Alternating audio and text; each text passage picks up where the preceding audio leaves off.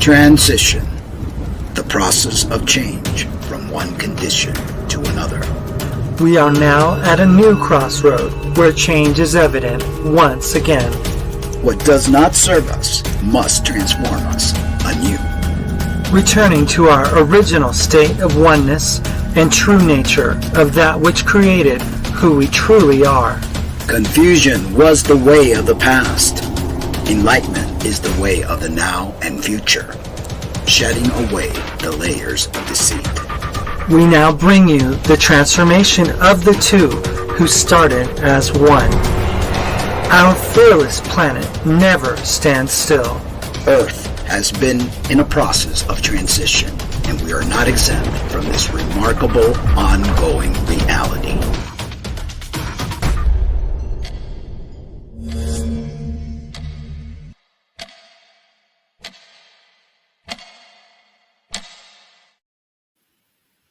Well, hello, and welcome to another edition of Transition Radio's Real Talk with the Cummings. My name is Mark Angelo.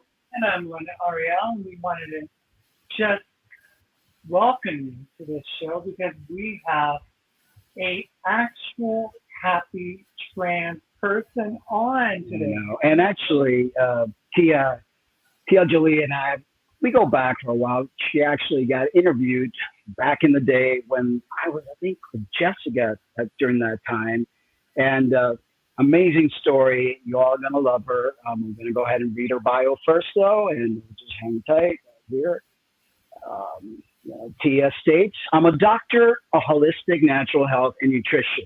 Got a Ph.D., living on a 20-acre organic veganic homestead in Central Florida. She says, I have been married for 27 years and I have 4 children and 3 grandkids living across the country. I grew up in Detroit where my family did not have much extra money. I had to scrap for everything, quote unquote, extra that I wanted. So I became a de facto entrepreneur at 12 years old. I knew as a child that I wanted to fly airplanes and that I would have to find a way to fund flight training. To move towards that dream, I went to the Air Force Academy, then, finally, flight school. I flew across the world, touching about 50 countries. Then as I started to grow my family, opted into an instructor pilot job at a West Texas Air Force base. After my service and a divorce, I was back to scrapping to survive and took sales jobs until I could get back into airplanes. This eventually led me to corporate flying and most recently my work as a captain for JetBlue. Though now a 15-year airline captain, I am on a leave of absence and spend my time helping others for free with their finances and their health. I mentor coachable people and help them move towards their honorable health and wealth goals. Now, welcome to our show, Tia Jolie. Here you go. There she is. Hey, Tia, how's it going? Y'all are awesome. I'm just so grateful to finally be on your show and so good to see you again, too. You've come so far, like with your show, and it's what an honor to be your guest today. Thank you so much. Thank you so much for being here with us. We have been, focusing in the last few years on showing different phases of human behavior, why people do what they do, from ex-gays. We've given platforms to just about everyone because I think everybody's voice is very important. But then I'm noticing that we're seeing a massive trend where people are not just showing that there are other voices, but they want to put everybody on that same box. And so I think now's the time to bring back to the show amazing people like yourself that have a beautiful story. They're uplifting, shows people that we're not crazy. We're doing this for a reason, and that our voices are still very important. So we're so glad to have you because I know that you are an amazing human being, a beautiful woman who has so much to tell, so much to show humanity. And, we're just so honored to have you here. And none of this is scripted, so we're just going as the field, as the spirit guides us. And I know you're very spiritual as well. And that's just going to be an amazing formula for education and showing people the other side of things. Yeah, I mean, the original intent and the heart of this show from the very beginning was to highlight happy trans Yes. people that, Mhm. that have a gift, that have something to offer humanity. And their transition has been part of that evolution and their growth. And they are where they are today because of their transition in part. Exactly. So, Tia, let's start from the very beginning. This is one of the things that I think it's so important for the audience to get to know you. What kind of things and people influenced you growing up? Wow, that's huge. The one thing I knew from a very early age was that I was an inquisitive person. I, my mother called me tenacious. She said I was tenacious, and I actually thought that was a bad word. So I felt guilty. Of course, I was Catholic, so everything was guilty about everything. But I felt guilty about that because I didn't understand what it meant. But then later on, I found out I was tenacious, and I was like, it's pretty cool to be tenacious. But my tenacity has stuck with me my whole life. And central to that tenacity is this idea of asking questions, just sometimes asking tough questions and challenging official narratives and not believing everything I'm told, just learning to find truth, not based on what's out there, but what's actually resonating in my heart. So I think that my tenacity while I was a child was mostly related to, winning the race and just, winning the game or hitting the home run or, just doing just what I was able to accomplish, which truly that went through well into my young adulthood. But now that I'm a little bit older, I think it's more like my tenacity has morphed more towards finding truth. Now, in today's world, this whole idea of finding truth, it's just a joke. I mean, I don't even really, I'm never even on like Facebook anymore. Part of it was because I've been kicked off a bunch of times, but I don't really interact on it very much because everyone's got their version of the truth. Whatever the truth is, they've got their version, you've got yours, and there's no dialogue about it. There should be a conversation. It's like I liken it to all of us getting together and like having a puzzle. Like if we have six of us here and we have some hors d'oeuvres and some sips of wine and we're just sharing, we're visiting, and we're making a puzzle together. Our goal is to complete the picture of the puzzle. And you might have the umbrella and I might have the roof and you have the farm animals or whatever's on the puzzle. But we'll share with each other what we have, what we're perceiving, what our thoughts and beliefs are based on what the puzzle pieces are that we have, right?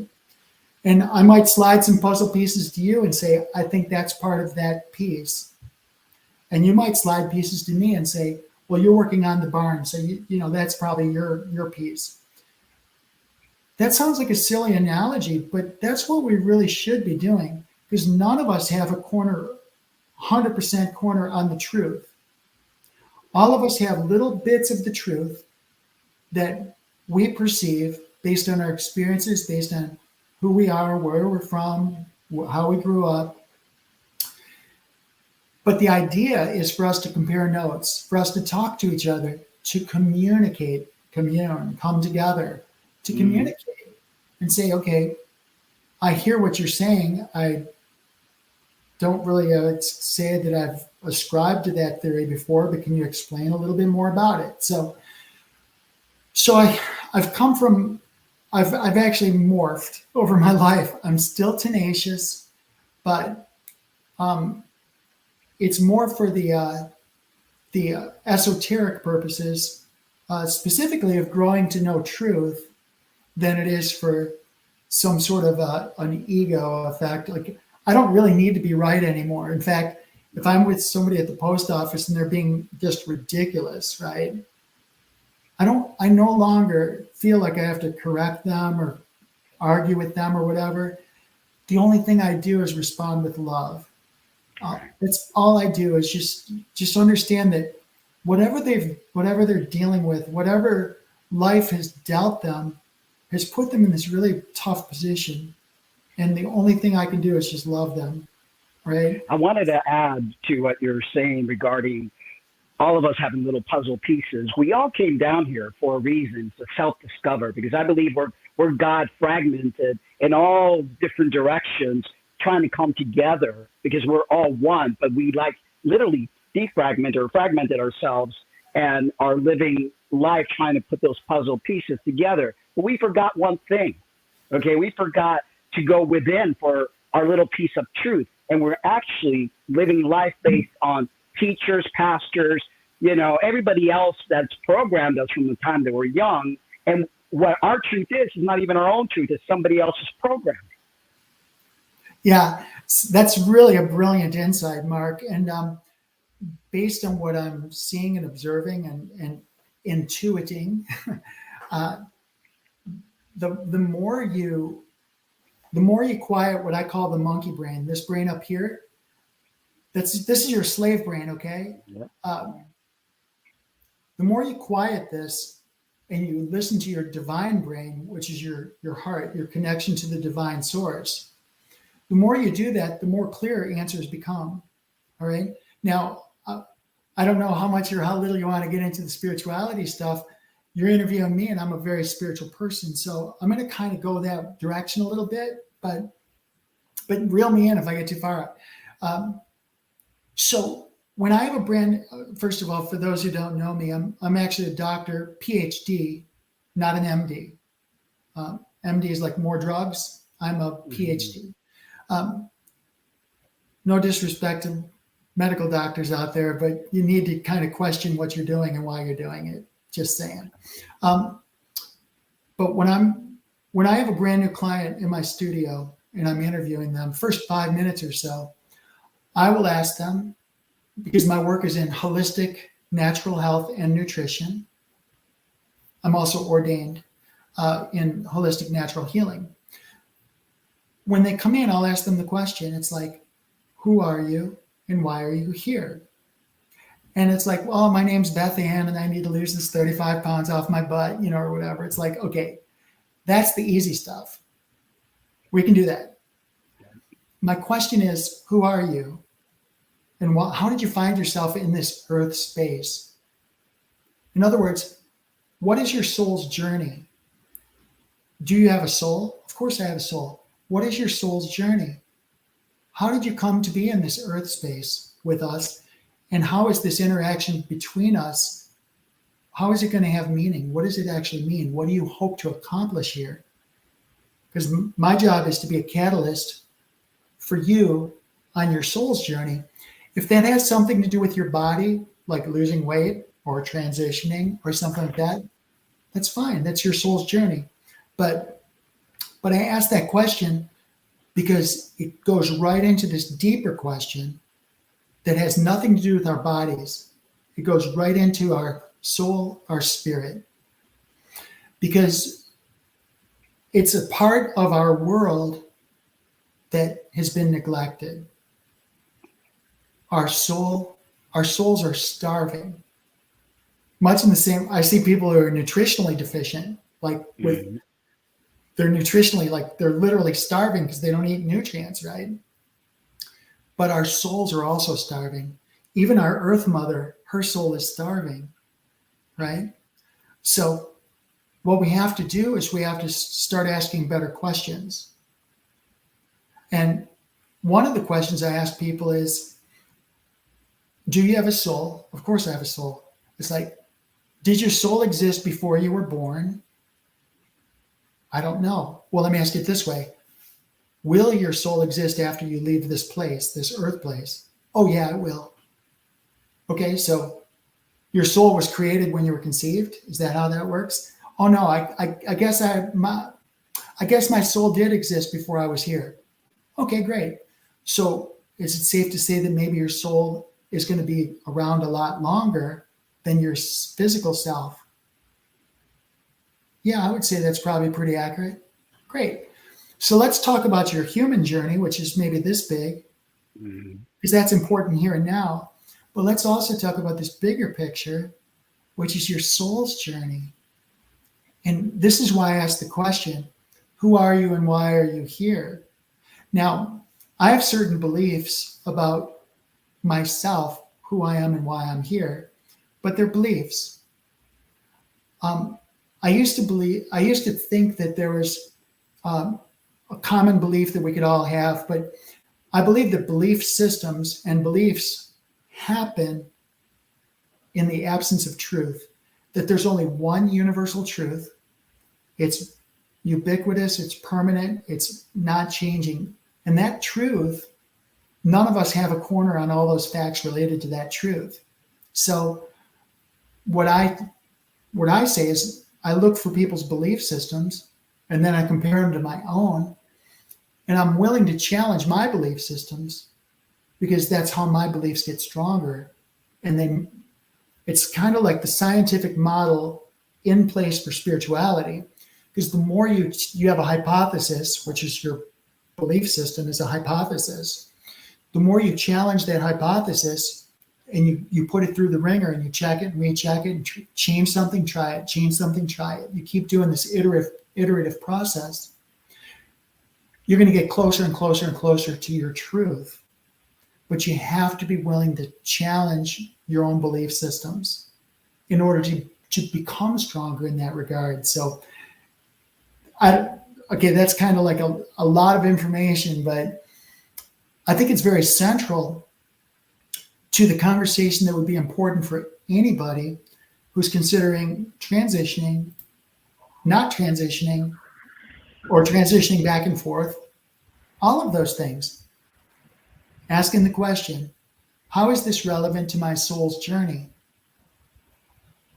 Is this something I need to do now, or should I wait, or should I, whatever, just have that conversation with yourself, right? So I don't know. What are your thoughts on that, Mark? Yeah, I'm going to go ahead and let you. Oh no, I mean, we totally resonate with everything that you've been saying. I mean, it's been a progressive journey for me as a person because all of these concepts were kind of foreign to me before I even met Mark. He was deeply spiritual, and then I had my, dogmatic foundational Christian fundamentalism that I had grown up with all my life.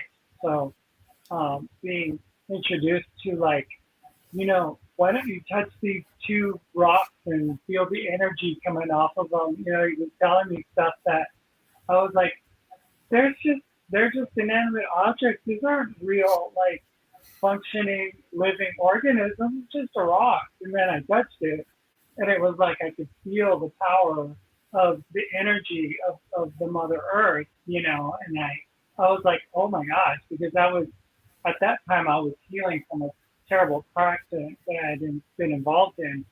But I mean, these concepts have been something that I've been working through for the last 7-8 years now, and understanding that everything that I knew before was really just a cover up. It was a lie. It was there wasn't any truth in it. So it's really refreshing to see, like a person like yourself explaining these things from such a educated and such a position of science and breaking things down. And we've been listening to others, speak about these things as well. What people don't understand, and they like to judge people like myself who have detransition, transition. They don't realize that life is not linear. You're going to do as a soul, as a spirit. You're going to go down the deepest roots and levels to find the truth and find what energy best fits you, what you need to do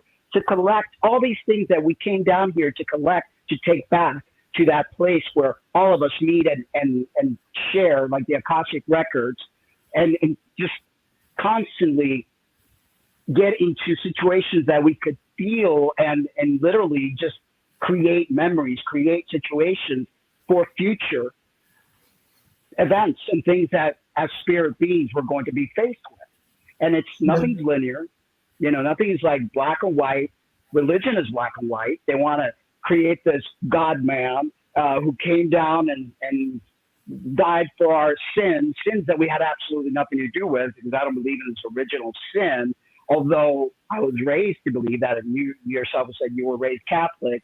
So that puts a lot of things in our little heads that makes us feel shame, makes us feel less than. And so we have to try to find ways to heal and create activities with these bodies that will help us understand.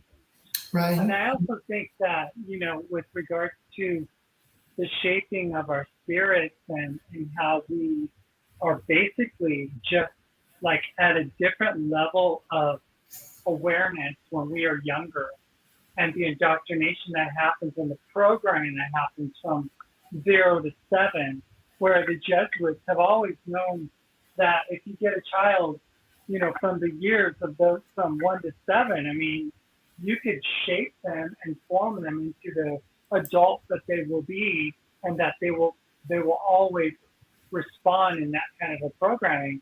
And I think that that's something that, we don't realize the level of the indoctrination that was fed at a young age and how that impacts us as we grow, as we get older. So talk to us. No, I think you both bring up some amazing points, and I'd like to address a couple of those. But go ahead, Mark. You were going to say something. No, I was going to ask another question, but address what you were going to address. Okay, so, Mark, for both of you, I understand the way you feel about religion. When I was in church, I grew up in a Ukrainian Catholic church, so we would go to church, and literally, I didn't even understand what they were saying most of the time. Now, over the years, I learned Ukrainian a little bit, because you keep going, you learn some words like you learn the liturgy, which is the Mass, Eastern, Western, whatever it's saying. You learn the liturgy, you learn the foods, you learn the basics, right? But it's never really conversational per se. But there were some things that really made me, again, I was just a curious child. I wanted to know answers from when I was really young. And what I distinctly remember kneeling down, looking straight ahead at, the Jesus figure on the cross, with the blood and the sword and the dripping and the sadness and all this stuff. And my mom and my grandmom's always saying things like, we call mom and we call them Baba. In Ukrainian, it's Baba. And my Baba would say, the more you sin, the heavier that Jesus' cross gets, and the more painful, more pain he goes through. And so it's like, for a little child, this is like, oh man, what did I do that was that bad that they would do this to you, right? I mean, this is, listen, man, I don't even know you, but I'm really sorry that I hurt you. I felt terrible, right? Well, that forced me to ask questions, including question myself. It's like, what could I have possibly done to hurt that? Was it like, taking food from my brother's plate? I mean, what does a little child do to deserve that amount of weight on them? The answer is nothing. A little child is beautiful and precious. Now, here's the thing. You two are both still beautiful children. All right? Everybody listening to this is a beautiful, divine child. We've been through a bunch of experiences, like all of us have been through some stuff, right? Every one of us has been through this journey to get right here and right now with this show and being together on the show. We've all got so many stories and so many experiences, but we're still children. And there's still this level of innocence and divinity within us that we need to nurture that. And I post, back when I used to post a lot of things, on Facebook and Twitter and all that stuff.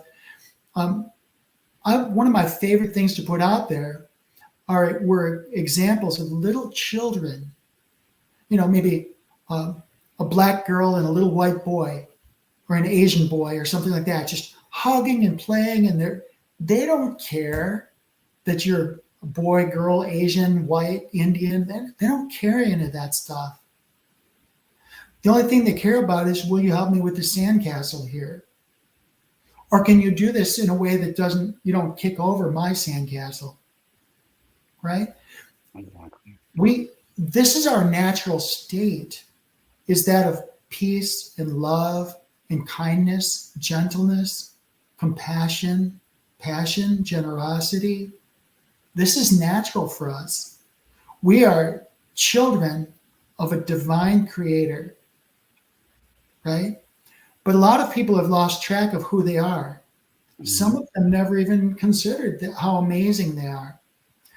Part of that, this is paradoxical, because to a large degree, I think the transgender condition, the idea of transgender, of creating a binary where everybody's forced into either one camp or another, I don't think it's an accident. I think that unity of anything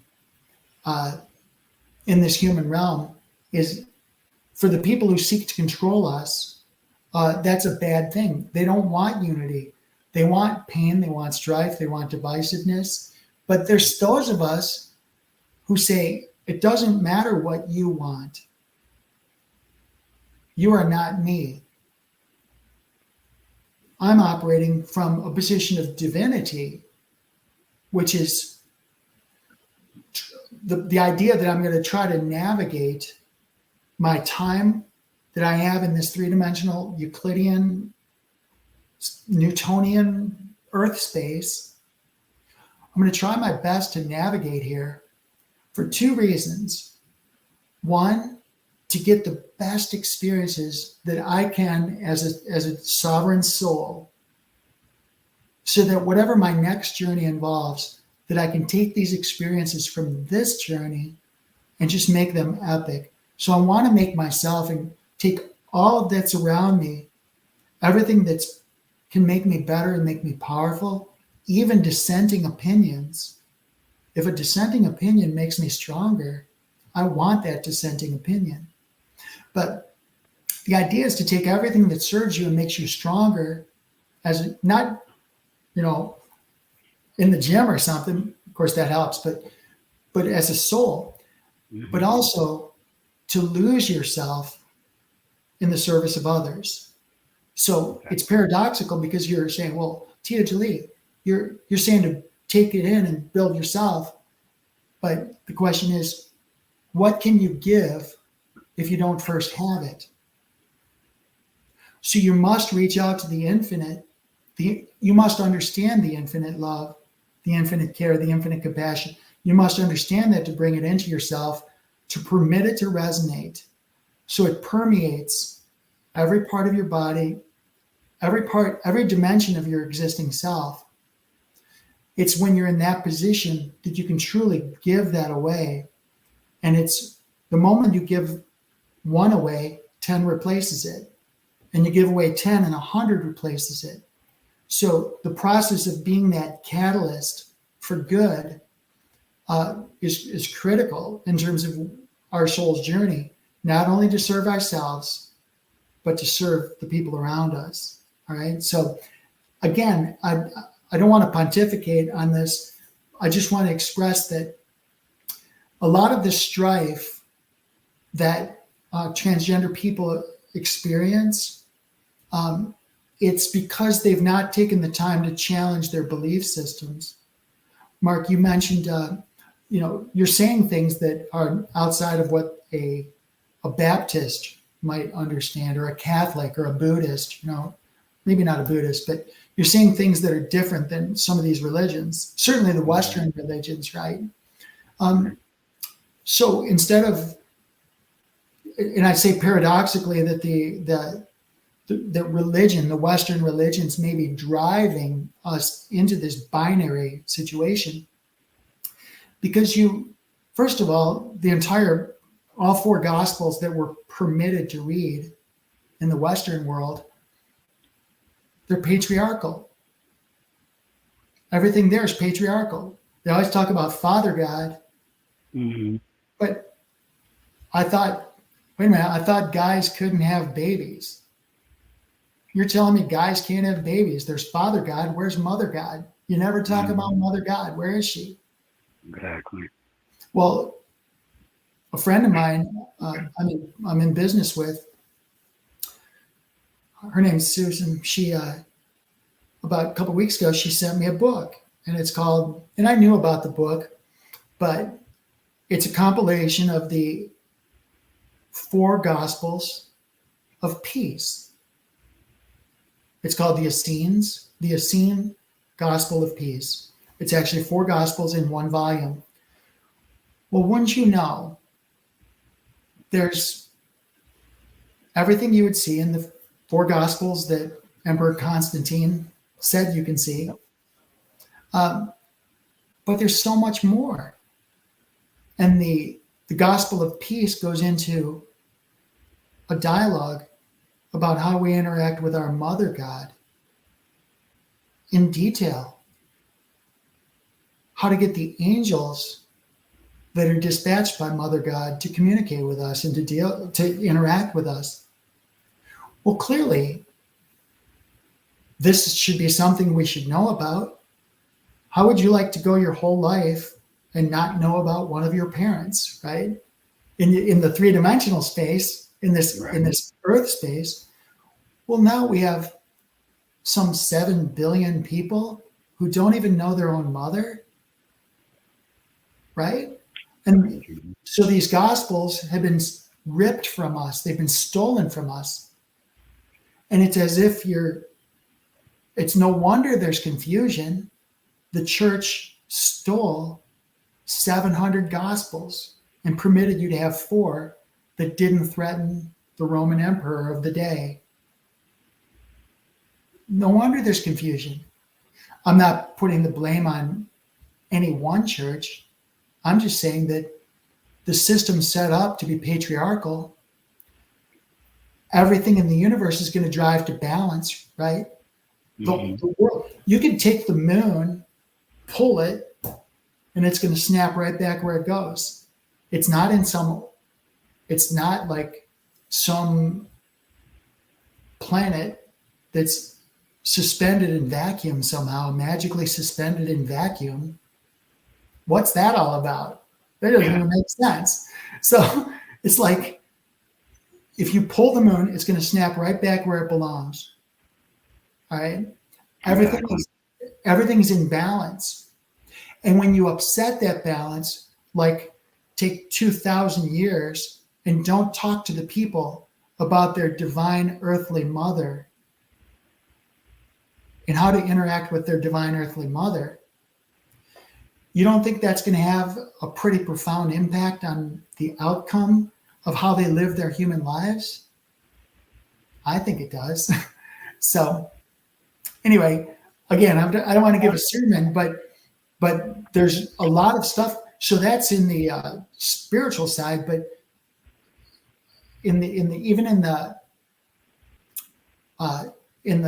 3-dimensional space, there's whole bunches of reasons that, because I mean, when I came out to my chief pilot at JetBlue, I was upgrading to captain at the time, and I had this conversation with him, and he's like, so when did you make this decision? I'm like, well, I said, I've known about this condition since my earliest memories. I absolutely knew as a child that something was not right with me because my brain did not match my body, and I knew it. But you keep it quiet, right? And you live your life and you keep it quiet, but you're asking questions the whole time, right? And I do have to say, in the church's defense, I do have to say that the church kept me alive, paradoxically, ironically, because of the fear. Because my mom and my baba had said that killing yourself is a mortal sin, and it's one of the surefire ways that you're going to be condemned to hell for eternity. Well, as a little child going through puberty, right? That whole thing, that's heavy. I danced with darkness my whole life. I danced with darkness. But I was just like, what if? I don't want to go to hell for eternity. So until I was older, that kind of kept me in check, to be truthful. So I'll leave it there and let you guys talk for a sec. No, I was going to say, you were talking about the neglect of the mother and understanding our true roots and our history. And we've been looking into the Sophianic mystery of Gaia, of the Earth Mother. And, they talk about how the fall happened. Christians would talk about the fall and the sin and the need for salvation. And then the Gnostics would present it as like Sophia gave herself to humanity, to her own as a sacrifice, but not in order to redeem it. It was to be able to become one with us. So this fall happened, and Sophia is here with us on this planet. That she is this planet, right? So we, in our understanding before Christianity, in our pagan understanding, which is not a demonized concept, but is actually something that was a part of all of us, of what we were, made up our substance of being, was that we connected. We were in communion with our mother. And Christian belief, Constantine, all the, all this infusion of this thought of a salvation and of a savior and of redemption and of hell and fire, all of that took place in order to disguise the truth of what was once our own birthright, which was to be an understanding of who our mother was, And hence the introduction of Christianity was the beginning of the Dark Ages. That's how it got labeled, the Dark Ages, because we were in such communion with our Mother Earth and with each other.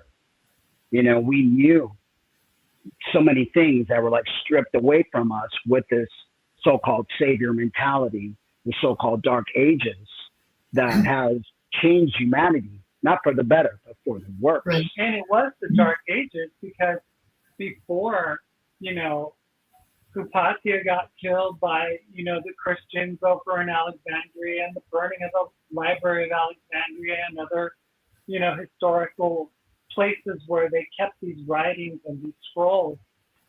It was like this gathering of all the things that humanity had accumulated over thousands of years. And it was like taken from us, our birthright, it was like ours, and it was taken away.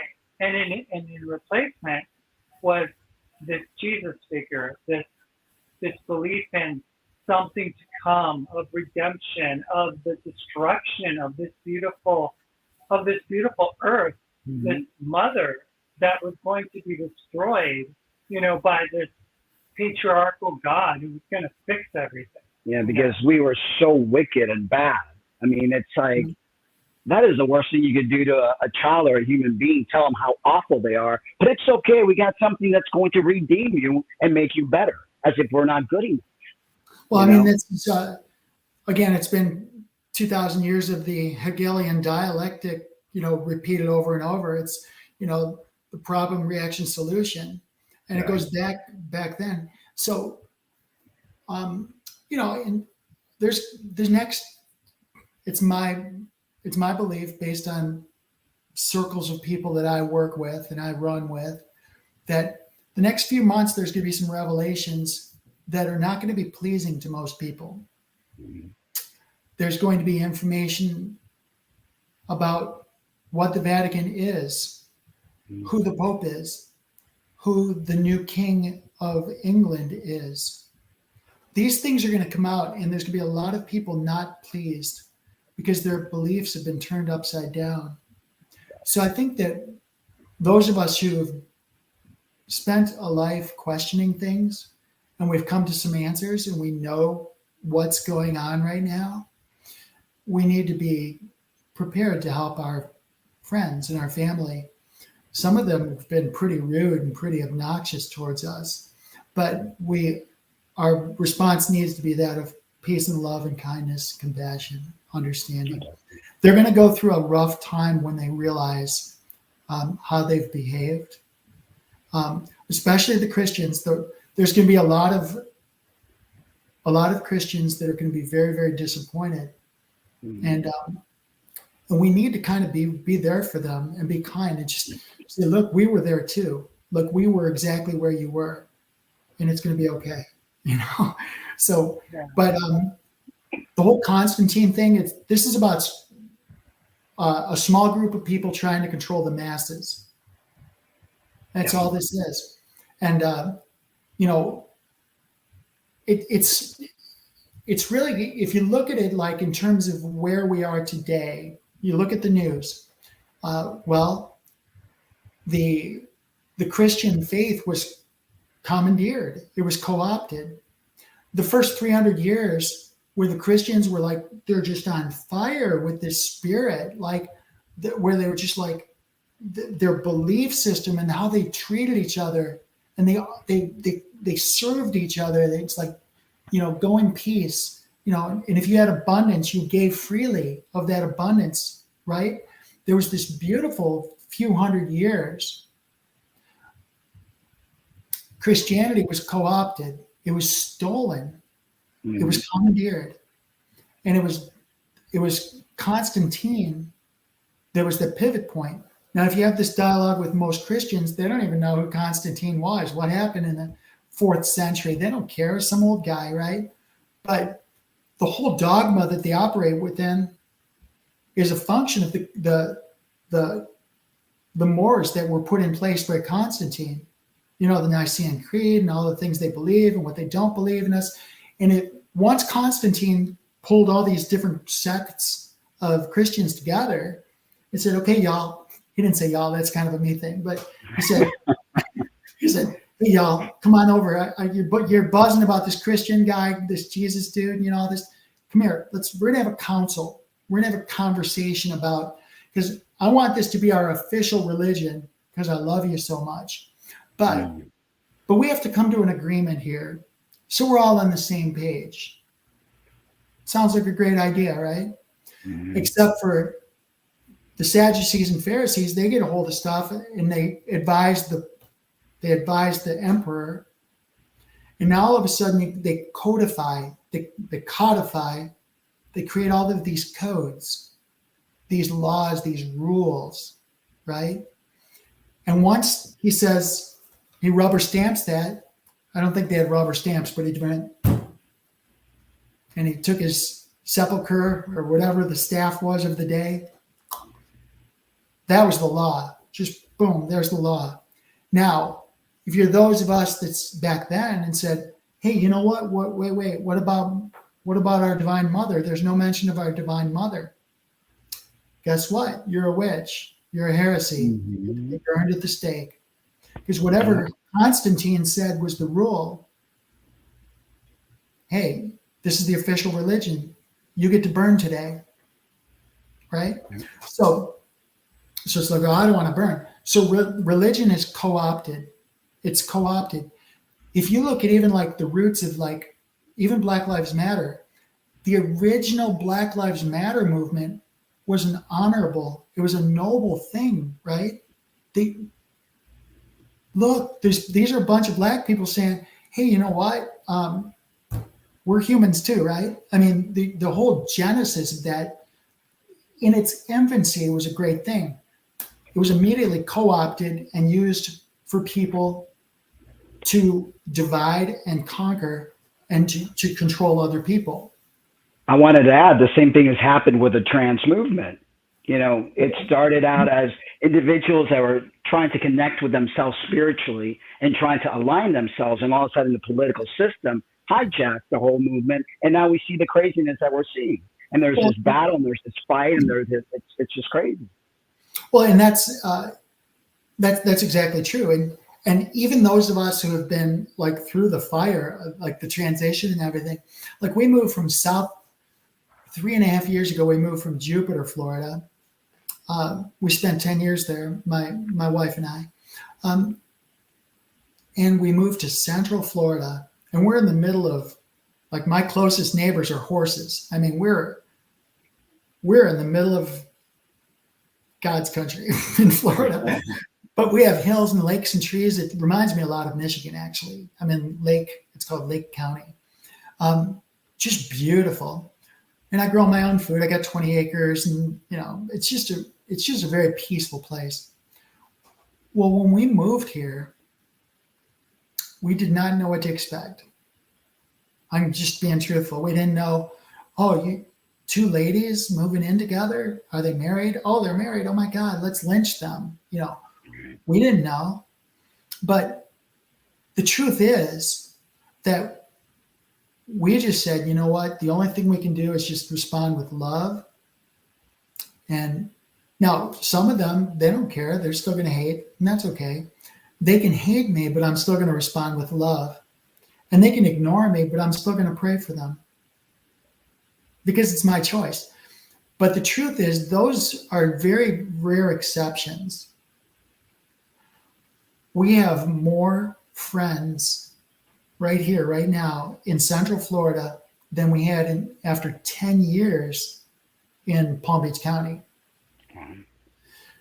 And they're true friends. Like they'll do, I can call somebody right now to come and help me with something. It's just, they're beautiful people. They don't care that we're two ladies that are married. Some of them do, like my next door neighbor doesn't even talk to me, but for the most part, they're beautiful people. I'm what's called in this political system, a libertarian. I vote for truth. Whatever the truth is, that's what I try to vote for. I don't care, male, female, black, white. I don't care. I'm going to vote for the most truth and the least government. But I'm here to say that 3.5 years ago, I was like, didn't know what to expect, sleeping with my weapons.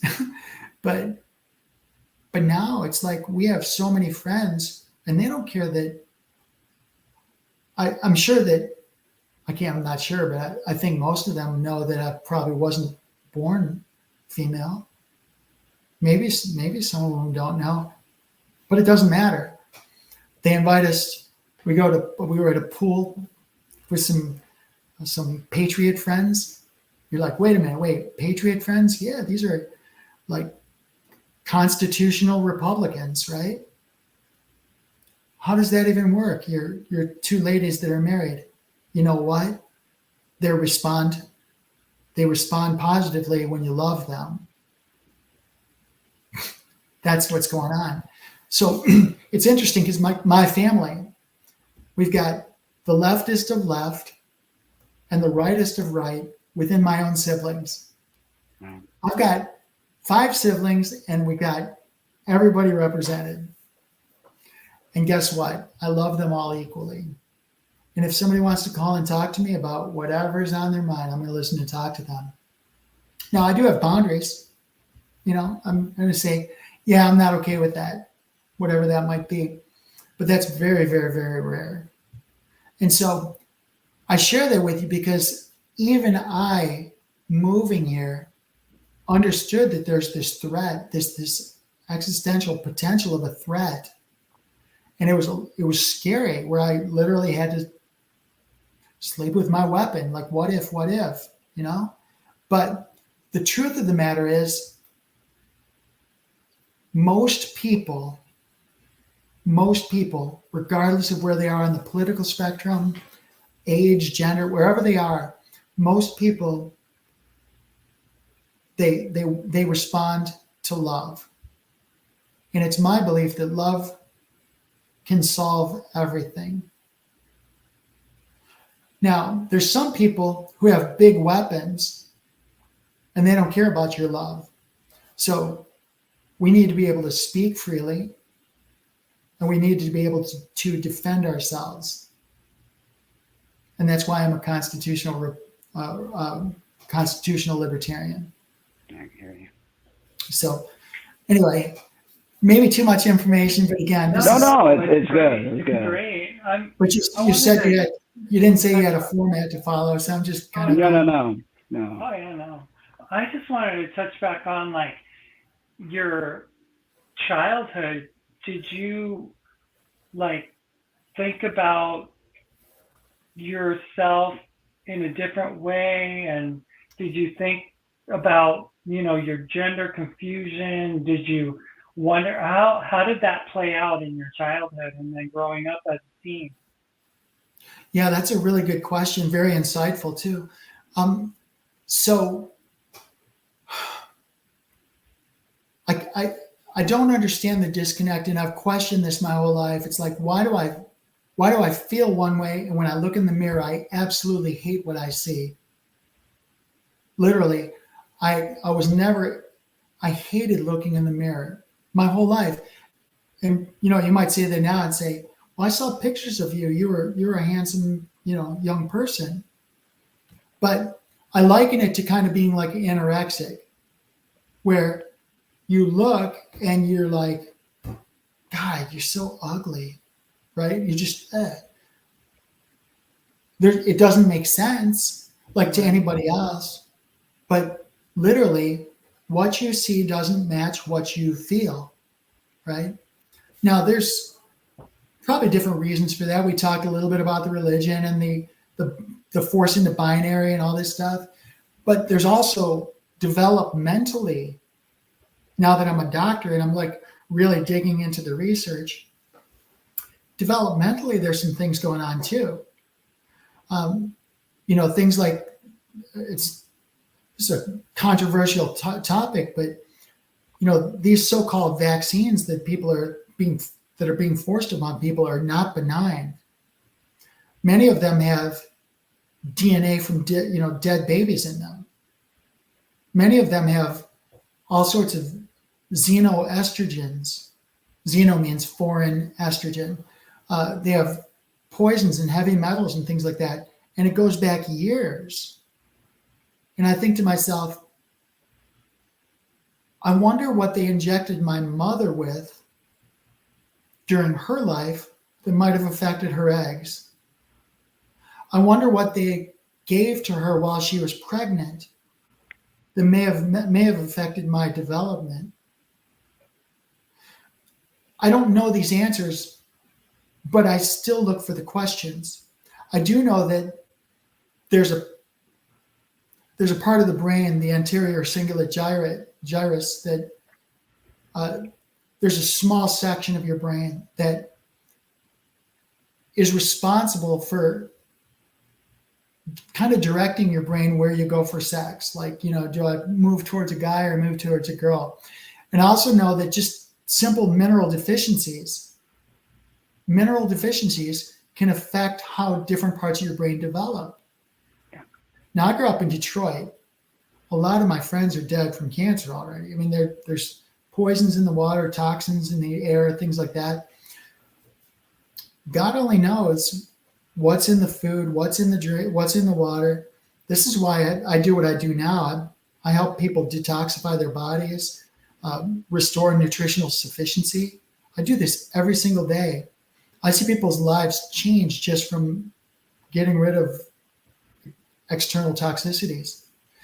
What most people, I hate to interrupt you, but I want to say this before I forget. Most people don't understand that it's not a conspiracy to question things and to understand that anything that we put in our bodies that is not considered natural for ourselves, the body kind of questions it, and that it may create pathways or even compartments, which we call tumors, to try to deal with that toxins that we've put in, from whether it's from the air, from the foods we eat, from what's in our water, from what we've been inoculated with. The body reacts very adversely to things that she doesn't think belongs in her. So neurological development will get affected, and truly. Yeah. And how our neurological system focuses a lot on our identity, Who are we attracted to? And things that most people, even doctors, even science, haven't even literally have dived in to understand. We're still in the very beginning stages of understanding how hormones work, how our nervous system works. I mean, people Right. talk about DNA, and a lot of people that are very much opposed to trans anything will make the argument about DNA. And then when you really go to investigate what their understanding of what DNA is, they don't even know. They don't, you know, it's such a new science, you know, that's being discovered every single day, every minute there's something new happening. And these people talk with such certainty. And one of the things that I remember reading about recently was that they had found a skeleton of a person who lived like 31,000 years ago. And they couldn't tell whether that person was male or female, and based on their skeleton. And these anti-trans people will say, well, if you dig up the bones, you're going to know from, you know, and it's like people think they know, even when talking about DNA, about bone structure, about, you know, hormonal influence, that they think that everything's like this black or white, and it's just not that way. That's not how the quantum works. Right. This conversation is amazing. I didn't expect it to go this direction, but the two of you are clearly brilliant people, and you're clearly asking a lot of questions. And for the Christians out there, that I'm just going to say, you know, Jesus directs you to knock, seek, and ask. You're supposed to knock, seek, and ask. So there's no sin. In fact, the sin is in not doing it. There's no sin in knocking, seeking, and asking. So these questions that we're covering, these things, like none of us here are claiming to know all the answers. Every one of us here is saying, look, we want to get the answers. We're knocking, we're seeking, we're asking, which is exactly what we're supposed to do. And I think if we do it consistently and persistently enough, we will find the kingdom of God or the queendom of God as it resides within you. And when you read, like I shared, the gospel of peace, there's a lot of answers there. Like one example would be, and I'm going to get back to the DNA in just a second, but one example, just a couple of days ago, I was reading it and I was sobbing. I was literally sobbing. It was so beautiful.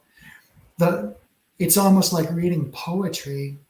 And it's like, and I thought to myself, how can some blasted emperor from freaking 2,000 years ago not let this be published? It's just so beautiful. And it talks about how we sink our roots, just like a tree. We sink our roots into Mother Earth, Earth Mother, and she provides for us. I'm not going to tell you everything, but it goes into that type of visualization and about all of the things that our Earth Mother provides. What made me angry, I think it was yesterday or the day before, because I read every morning, right? Just get up, read. First thing, grab my coffee and read. But I was reading what, you know, the text that talks about, you know, the how to pray, and here's the Our Father, right? So it's like, oh yeah, I've heard this like 100,000 times. Our Father, blah blah blah, right? We all know it. We all know it. Just under that, one of the Jesus followers asks, how do we pray for Mother? And he goes right into, right after the Our Father is the Our Mother. I've spent my whole life, I'm 59 years old. I've spent my whole life, I've never heard of the prayer, the Our Mother prayer. I don't get it. This is something people need to be angry about, not in a go beat people up way, but in a righteous, just way for people who want truth and they want answers. We deserve to know why that was stolen from us and why we weren't even allowed to read those beautiful words. So I'm going to go back to DNA did you want to say anything? No, go ahead. So I'm going to go back to DNA because this is so relevant. I very rarely take new clients anymore, but I prefer to do seminars, and I prefer to talk to masses, not big numbers of people, because I can affect a nonlinear change instead of one-on-one, just the way I do it. Kind of like your show. I think it's brilliant that you do your show, and I think I want to do a show now too. I've been actually planning one for a while, which is why I have my studio set up. But so this whole DNA thing, it's problem, reaction, solution. They want you to think, and I say they very specifically because we know who they are. They know we know who they are. Mm-hmm. If you've never heard of the Khazarians, you'll know. Let me stop you right there. For those who are asking, who are they? I think reptilian, archons, the ones that claim to be both God and devil, that have literally taken over our planet and have poo-pooed on the true creator. That's who I think they are. What is your version of who they are? So first of all, I'm speaking only within this three-dimensional space, which is our current condition. The problems we're experiencing in our divisiveness with the other souls of this earth, almost all of it stems from and through the Khazarian mafia. The Khazarians are really at the base of this. They're fueled, and again, I don't mind speaking the truth. I just don't want to ruin your show, but basically, I've got an entire channel full of a Telegram channel. It's got like 17,000 videos with these source documents of all sorts, things that have been censored, stolen history, documents that have been pulled off the internet, but we got them and we put them on our channel. So we've got all this information that we the people are not allowed to see, but we get it out there anyway. There's a whole bunch of us who call ourselves digital warriors, but the truth will set all of us free. Exactly. With respect to DNA, they would like you to think, they being the science arm of the mafia, they would like you to think that we are useless without them. Therefore, they must remain in control because without them, we would be nothing. That's the general flavor of, many of them refer to us as useless eaters. Yeah. Okay. Now, we're not useless eaters. All of us are equal. We're different fractals of a divine God that's powerful and almighty. Mm-hmm. And I'm different than y'all. And the three of us are different than other people. But we're still divine children. And we're still powerful. And our power, especially when we come together and we put aside our differences, when we come together and we unify, it scares the heck out of them. And the truth is the jig is up for them already. Their days are numbered and they're on their way out. We've won so many wars already. From now to the end of the year is going to be just a glorious time to be in this earth space. Now, DNA, 2%, that little double helix is only 2% of our genome. 2%. Now, if I told y'all that, if I had you over to Phillips Island here and come on, and I took you to the back and I showed you my printer. I've got my computer here. I took you to the printer. I said, watch this. And it prints something out. And I take it and I say, check it out. Woohoo! This thing's a genius. this printer's a genius. You'd say, Tia Jolie, you've lost it. That's just the printer. Your computer did all the work. Your computer configured that stuff, made it a format, did all this stuff, and your computer told the printer what to do. And you would be right. So what I'm sharing with you is that little double helix part, all it does is it prints protein and folds it one way or the other. It's a printer. Now, there's a whole field of what's called epigenetics.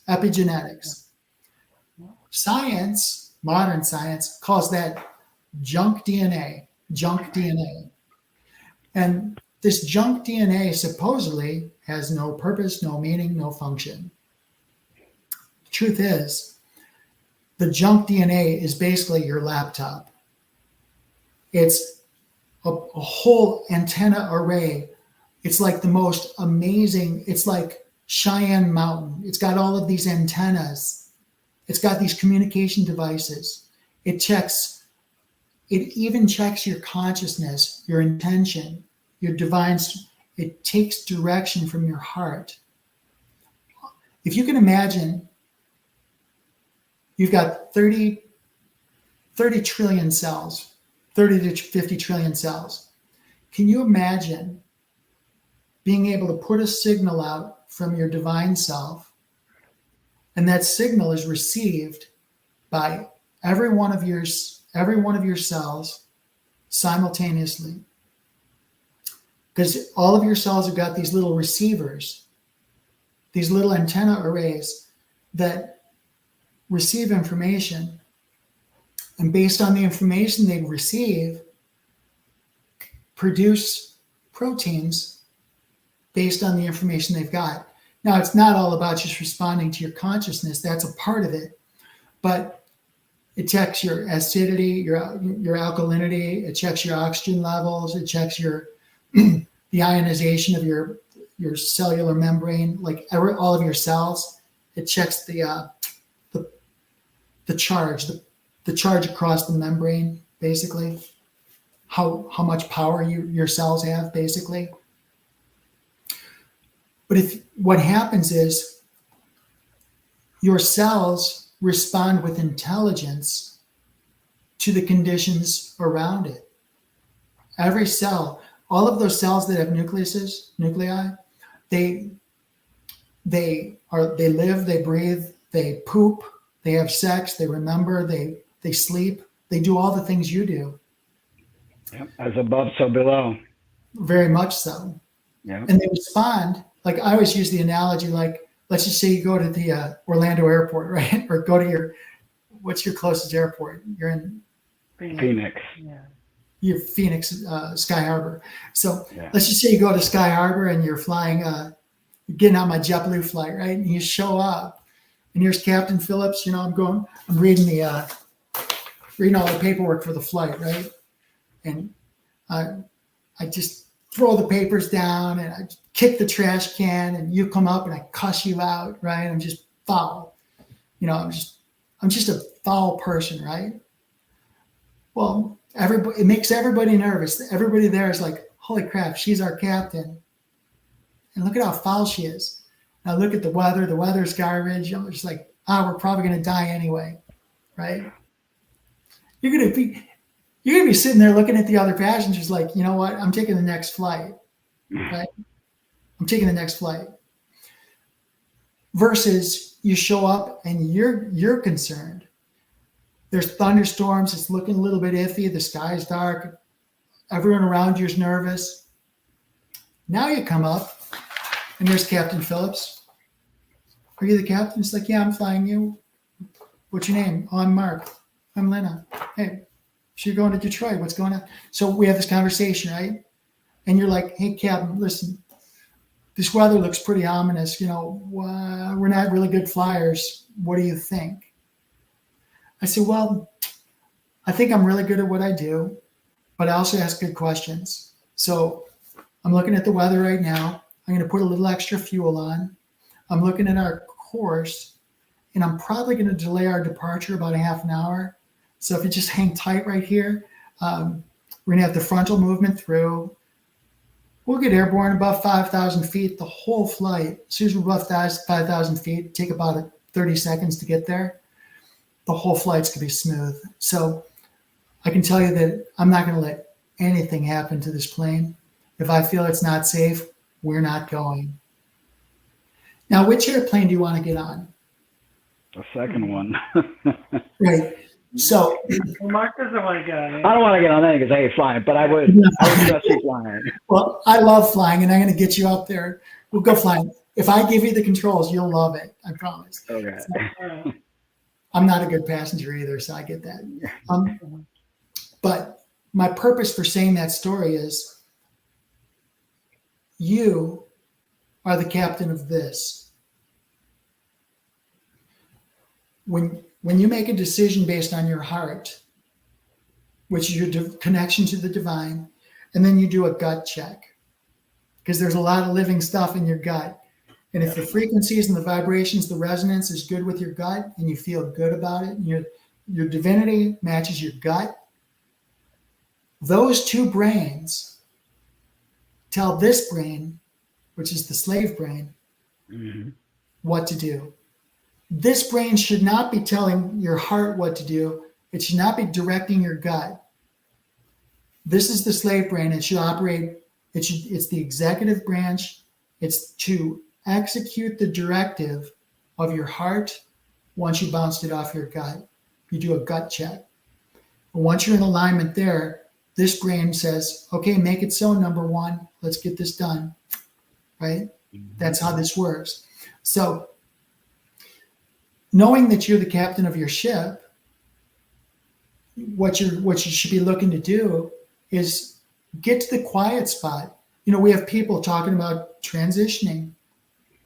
Is it for me? Is it not? Should I go back? Should I not? Whatever it is. Get to that quiet spot. Shut this brain down, right? Shut down your brother-in-law, your sister. Shut down those people. Find the quiet spot. Go to the garden. I always talked about returning to the garden. Maybe it's a hammock under an oak tree. Maybe it's the beach or a mountain. Find a quiet spot. Go there regularly. Ask your earth mother to ground you, to bring you peace. Let her angels of light warm you. Let her angels of wind cool you. Let her energy be part of you and you be part of her. And in this spot where you're peaceful, then you can find the direction, not based on your slave monkey brain, but based on your divine brain, which says, what direction should I go for myself? Exactly. This is a very difficult thing to say because we get I call it white noise. There's in electrical engineering, my first degree was electrical engineering, whatever, I'm a nerd, but there's this thing called a signal to noise ratio. All of us want very clear signals when it comes to our radio. If you get a little bit of static, we get irritated, right? Right. The idea is to get the strongest signal and the least noise. So when it comes to your consciousness and how you navigate this three-dimensional experience in this earth space, you want to reduce the noise and increase the amplitude of the signal for what your purpose, your soul's journey is in this life, right? That's what this is about. So anyway, I don't know what your time frame is, but these are the major messages that I wanted to share with whoever's listening. I think we have a lot to learn, but we don't learn by taking an official narrative, whether it's from the church or the state, which are basically the same. The church and the state are the same nowadays, even though they claim separation, they're the same. It's the same power structure. So, are you getting some feedback? Right? Oh, I thought I was getting some. So what I would share with people is take a breath. find peace. And, you know, for those of you who think that that your future is dim, I've been there. I get it. I danced with darkness my whole life. Find people who love you. Find people who, they don't love you because you're straight or you're trans or you're Baptist or you're agnostic. They just love you because you're another one of them. They love you because you're a beautiful soul. And you find those people, and when you find one, you learn to resonate with them, connect with them, resonate together. And that resonance is measurable. And it's not 1 + 1 or 2 + 2.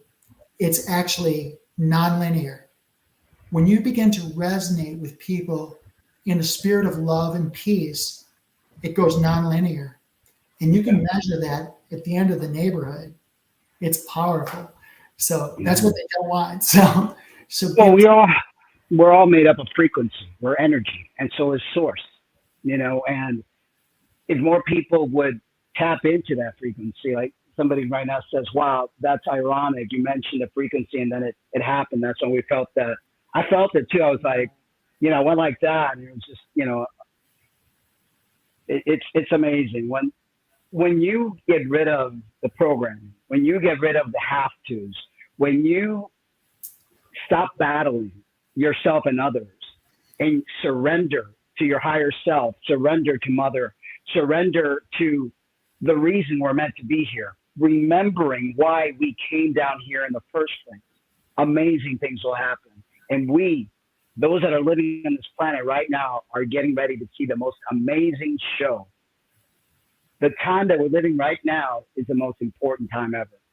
Yeah, I agree, Mark. And to your point, you know, I believe strongly that this is not the first time I've been here. I mean, I believe I've been through this earth space multiple times.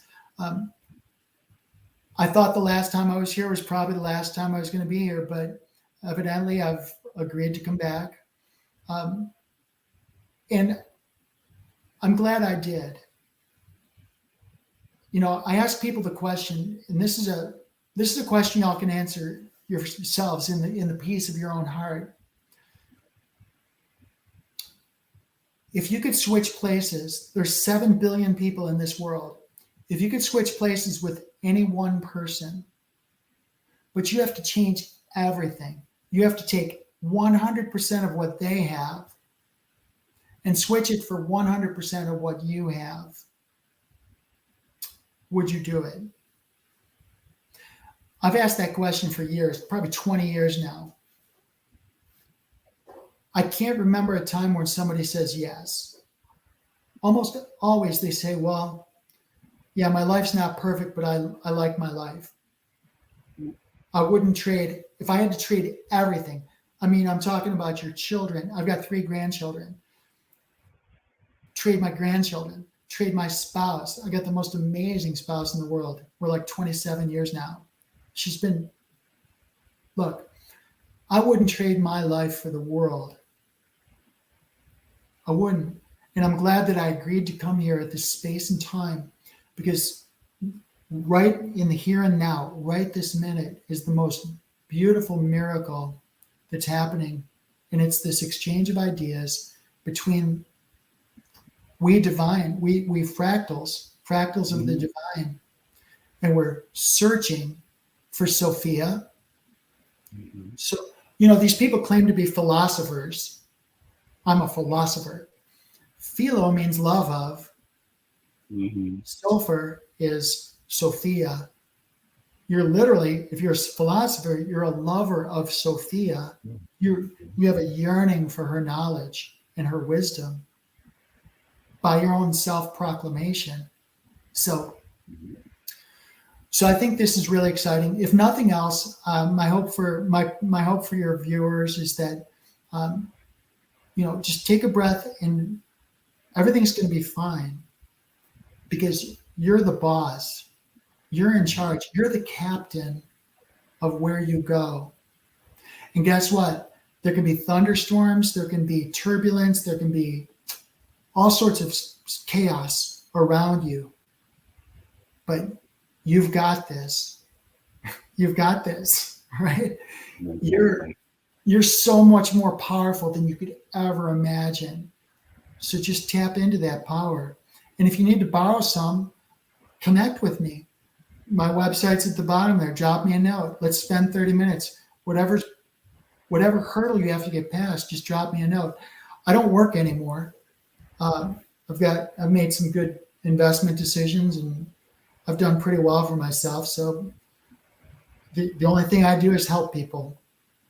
So anyway, I just want to thank you both of you. Do you have any other questions? Anything there's like 100,000. We could go in so many different directions, but you pretty much like covered, because one of the main points I wanted to make here today is like most people believe that trans people are unhappy, we're miserable, we don't live normal life. And just by you being you and sharing what you have shared, you have shown the viewers and the naysayers that we're not a bunch of crazies, not to say that in the community there are people that can be a little different. I don't want to call anybody crazy, but so is everybody in humanity. We're all different. Like every cell in your body is different, and they all have their certain function. What tends to happen when a cell goes rogue? That's what cancer is. But if we learn as individuals to just kind of connect, respect, and love ourselves and each other unconditionally, we'll be just fine. Like you said, it's life is a journey, and it's a beautiful journey. We don't have to look at the negative, because I think pain and the negative teach us, and it has its place. Because everybody's always looking for happy, and everybody's always looking for perfection. That's not what it's about. But I also think that humanity doesn't realize, and hasn't realized for a long time, that whether it's connected for good or it's connected for evil, it's still connected. There's always like those that are wanting to control the situation. They know the power that we possess, and they will get us to unite for their benefit, unknown to us that we're doing it. Mm-hmm. But we're generating that kind of field for them to do things that wouldn't be possible if we didn't all have it in our collective consciousness, So I think that what's happening now is that we're realizing that we have that power, and that if we unite in a conscious way, mm-hmm. and not in this unconscious way that they've always been using, that there is so much that can be done. And I think that goes back to the ancient story of the Tower of Babel. You have people that were united, and humanity was as one, it says, and they came down and they confused their language so that, they knew the potential, because they even said it. They said, there's no telling what they can do if they find out what they are potential of being able to do. The sky's the limit for them if they really were to unlock the truth. So let's go down there and let's use their language. That's brilliant. And to your point, like, this is not an easy journey, but nobody's journey is easy. This is just a different type of not easy. There's some people that are born with no legs, and some people are born with genetic defects and things like that. Whatever, it is what it is. Own it. Just own it and make the best of it. Just do the best. If we were in a different place in time, like the indigenous people, they used to have what's called 5 spirits. They would have male, female, and then they'd have 3 others. And the 3 others almost always were gender variant, and they would almost always be pushed to the lead positions within the tribe, even within, I think they're called the league or whatever, the nation, right? They would be pushed into these lead positions because they understood how to think like the analytical, like how to think like a guy, but also to think like a woman. They understood, and they literally had this And when you really look at it, even the gospel of peace that I was talking about, literally they talk about bringing to balance the connection between the earthly mother and the heavenly father. They're talking about bringing that to balance. So I think that individually and as a collective, as we seek to bring balance throughout with everything in our lives, right? I think we're going to find more peace as we go on that journey, okay, of bringing balance. I've said for years, some people are so heavenly minded, they're no earthly good.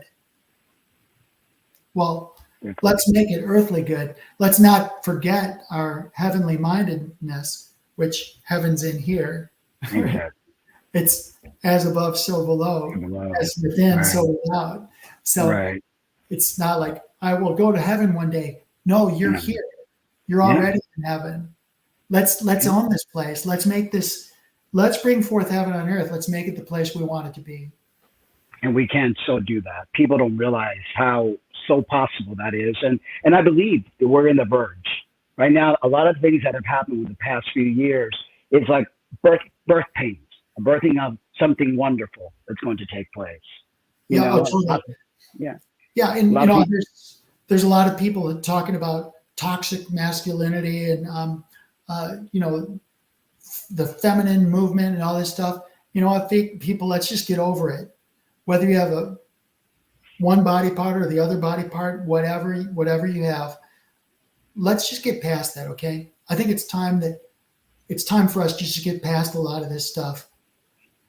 Totally. Okay? And I think that, really the younger generation, this is something, and we were talking about it recently at breakfast today, this is something that there are so many gender neutral, gender non-conforming. There's so many non-binary kids out there these days that just don't see sex and gender the same way that we were rudimentally taught, from our parents and stuff, and from what societal expectations were maybe 30, 40, 50 years ago.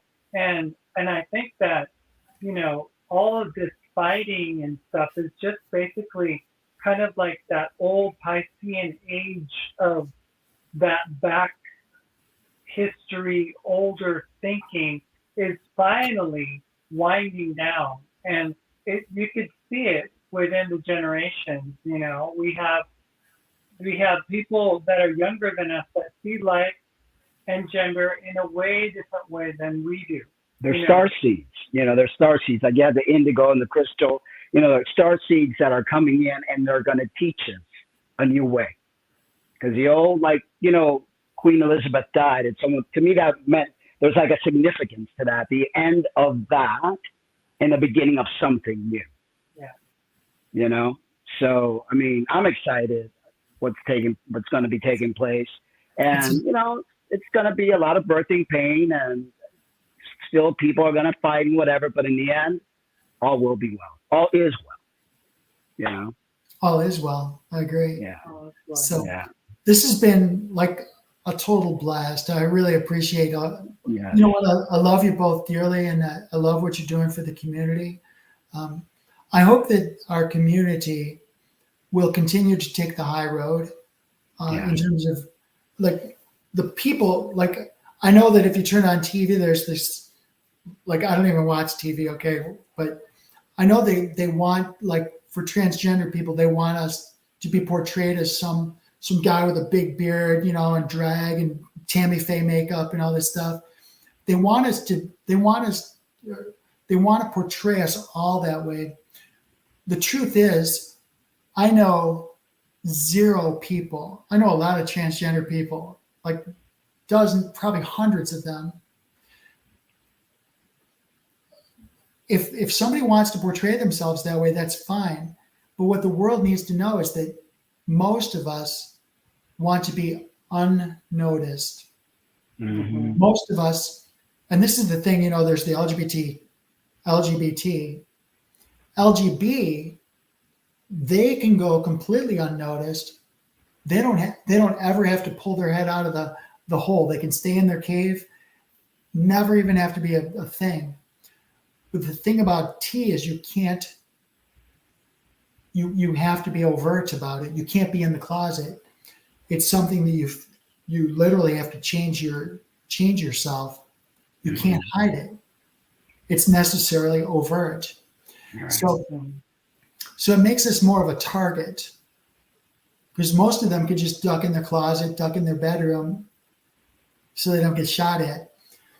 So if you're transgender, you're a small percentage, but you're strong, and you're here for a purpose, and you have a song that you must sing. There's this beautiful song within your soul, and you must listen to it, find it, and then put it into motion. This brain will get you where you need to go. You're here with people who love you. You have to find that song and start singing it, because we need you. We don't need you for our movement. I'm not talking about transgender stuff. There is no transgender movement. There's a Human. there's a consciousness movement. Yes. There is no LGBTQ movement. Mm-hmm.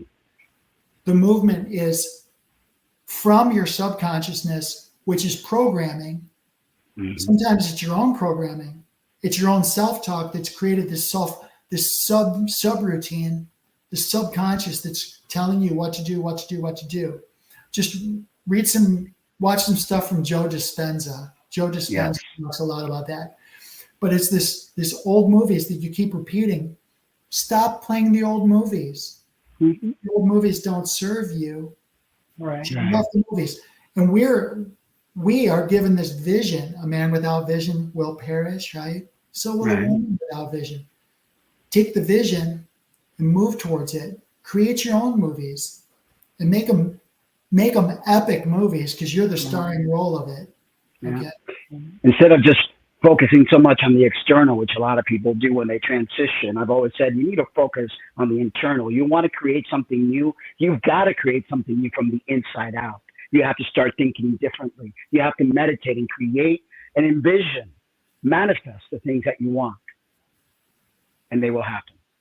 Yeah, they're already there. The moment you imagine them and the moment you create them, you've actually put that in motion. But you have to follow it up with a game plan to move towards that direction. So exactly. Well, how can our viewers find you? Again, I think it's that website that I have going across there, and also on the description area, I think there's another thing that you shared with me, which is down there. Is there anything else you would like to add or would like to say before you say goodbye? No, I think the message that's coming to my heart right now is that our world needs you. I'm not talking about anything to do with LGBTQ here. Nothing. I'm talking about you as a sentient, beautiful soul. Mm-hmm. Our world needs you. We need you. We need each other. And I know this is a message that, again, it has nothing to do with gender. You're here for a purpose, a divine purpose. Find out what that is. If you need someone to coach you or walk you through, call Mark. He can help you.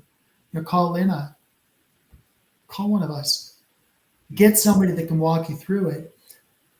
If the gender thing happens to be part of that process, so be it. But there's a bigger purpose, and it has to do with your consciousness and your connection to the divine. Anything else you wanted to ask her? No?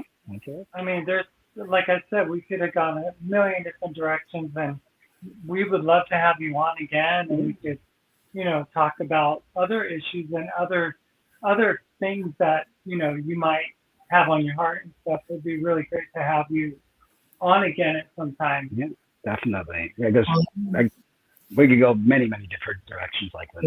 We didn't even get into your past, or even, how that interaction is between your wife and transitioning and that whole story and that love story is probably pretty compelling. Yeah, that you're right. That's a whole different show. Yeah, I mean, yeah, we could go through so Yeah, many, you know. I mean, with the imagine, kids and imagine, imagine. I'm this Air Force pilot. I'm lifting weights, power lifting, just cutting up. Just I had like 35 pounds of muscle I had to lose during my transition. It was like stupid, ridiculous. But so you marry this Air Force pilot, this Johnny Bravo type of figure, right? That just strut into the gym, push the weights around, and then 11 years into the marriage, you find out that she's a Barbie wannabe. How does that? I'm sure. So if you want to talk about unconditional love, now it was not easy. It was not easy, but I can go over sometime how I transitioned, the things I did during my transition, the love letters I wrote to all of my children, but most of all, just how wonderful it is having somebody in your life that loves your soul, not your body parts. That's a beautiful thing. yeah, I mean, to find that, we have. yeah, we do. Yeah, To find that is very rare in the world, and, my heart goes out to a lot of trans people who don't have that, who have lost everything to be true to themselves. But like you were saying earlier, they need to understand that they're loved, maybe not by their family or their significant other, but as a collective that we are, as every cell in the body works together, we as spirit beings having a human experience, we're a collective and we're all one. And we will soon start to really see that more and more with each passing day. But they're not alone. They're loved. And, they're playing a very important role in this awakening that's taking place, in this new way of being what I call it, homoluminous. Is it homoluminous or something like that? Yeah. It's definitely it's definitely an exciting time to be here. Definitely. So yeah. Just stick around. There's gonna be more. So yeah. Anyway, all right. So we'll have you back so we could get more into your story. But I love the conversation. It was very deep. I hope a lot of people learned something and could really appreciate. Their perspective a little bit. Yeah. Kind of see a different angle, another prism of the diamond. It's just a wonderful thing to find that we all have different things to offer as human souls, as eternal souls in these bodies. Yeah, definitely. All right, Tia. Thank you so much. blessings. All right, guys. Thank you. Namaste. Thank you guys for tuning in. Catch us next week again. If you're interested in sharing your story, please send us an email to transitionradioshow@gmail.com. Look forward to telling your story and your perspective. Love you guys, but remember to always love yourselves too. Good night.